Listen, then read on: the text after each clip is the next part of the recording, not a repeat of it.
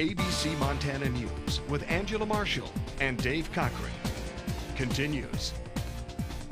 Welcome back, everyone. I'm Angela Marshall alongside Wine Guy Mike. Good evening, Mike. Angela, it's always great to be here on Fridays. Well, as we transition to the winter months and the temperatures get colder, I know for me, I start to turn to comfort foods and comfort beverages. And you have one that we can talk about today. We got a couple great transitional wines.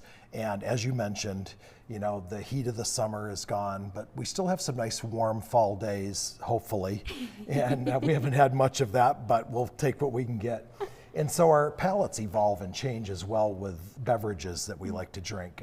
You know, if you're in spirits, you go from the clear spirits to the dark brown spirits in the wintertime. And wines are really the same way. So tonight I've chosen a couple of Zinfandels, which are not super common amongst wine drinkers.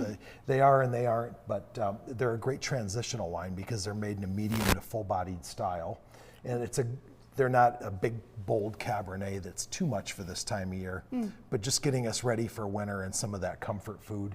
And these particular Zinfandels are great food wines, which we always try to focus on our wine time segment here. So the first one we've got is our clinker brick wine. And you'll notice the label's interesting, and I always like to do a little backstory on that. The bricks on this label represent what they call clinker bricks. Yeah, from the 1920s buildings in the Lodi area.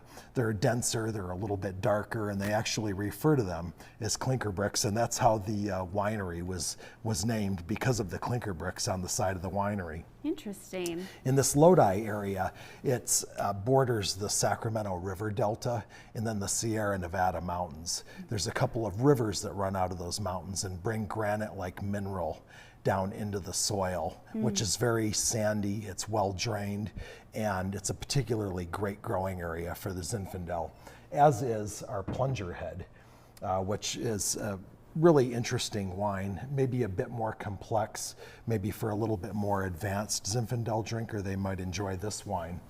It's got a very interesting cap called the Zork, which actually peels off the bottle, and then you can reseal the bottle, which is really interesting. We talk about old vine. Old vine Zinfandel is over 50 years old. The clinker brick comes from the Lodi region, which has a big concentration of 120-year-old vines. The Dry Creek area of Sonoma County is renowned. It has 140-year-old vines there.